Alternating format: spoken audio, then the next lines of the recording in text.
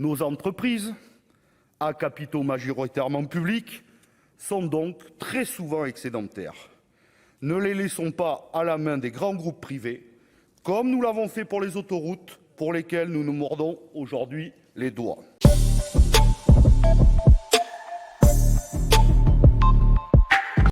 Enfin, nous y sommes, et c'était attendu. Attendu par la direction, mais aussi attendu par les salariés qui, depuis 7 ans, étaient dans l'expectative. C'est donc une issue positive qui nous réunit aujourd'hui et qui permettra à la Compagnie nationale du Rhône de continuer d'œuvrer pour les territoires de concert avec les acteurs locaux. Il est utile de rappeler, la CNR, ce sont 183 collectivités partenaires, c'est 50,3% de capital issu du secteur public et pas moins de 14 500 emplois directs et indirects générés en vallée du Rhône, notamment grâce à une politique d'achat concentrée à 85% sur des entreprises locales.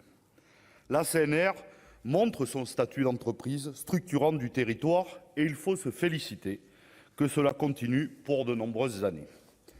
En étant le premier producteur d'énergie exclusivement renouvelable en France, la CNR s'inscrit parfaitement dans la politique de lutte contre le changement climatique. Avec ses 19 barrages et ses 49 centrales hydroélectriques, elle produit 25% de l'hydroélectricité française. Petit aparté, je veux tout de même rappeler ce qu'a dit ma collègue Cécile Cukierman en première lecture sur le développement de l'hydrogène. Je veux insister sur le fait que ce développement nécessitera des besoins en eau supplémentaires, tout comme le maintien, voire le développement du parc nucléaire.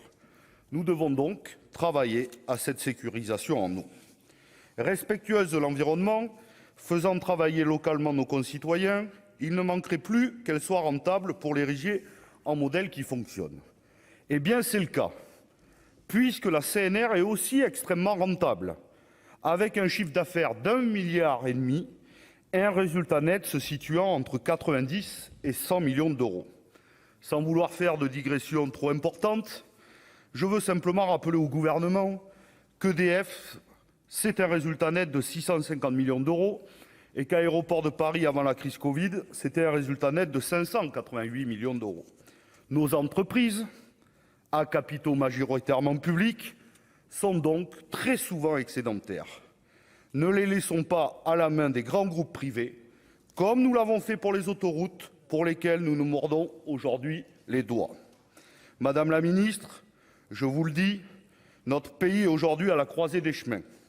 Les décisions qui seront prises dans le dossier EDF peuvent être lourdes de conséquences pour notre souveraineté énergétique, sur la lutte contre le réchauffement climatique, mais également sur l'emploi lié à l'industrie électrique dans notre pays.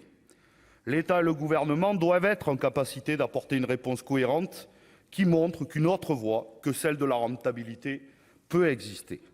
Nous devons être guidés par une démarche qui répond aux besoins des Françaises et des Français, de nos entreprises et à la décarbonation de la consommation énergétique.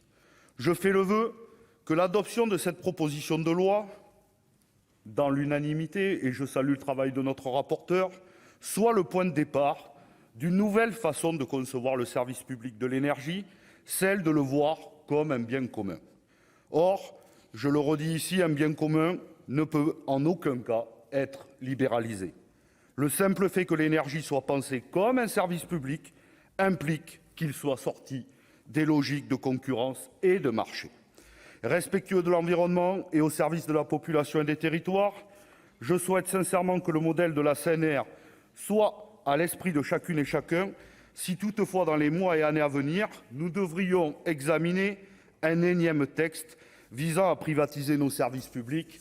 Et comme tout le monde le sait, évidemment, nous savons que si vous faites un second mandat, nous aurons le projet Hercule. Mais évidemment, si tel était le cas, nous serions face à vous pour contrecarrer ce projet. Je vous remercie.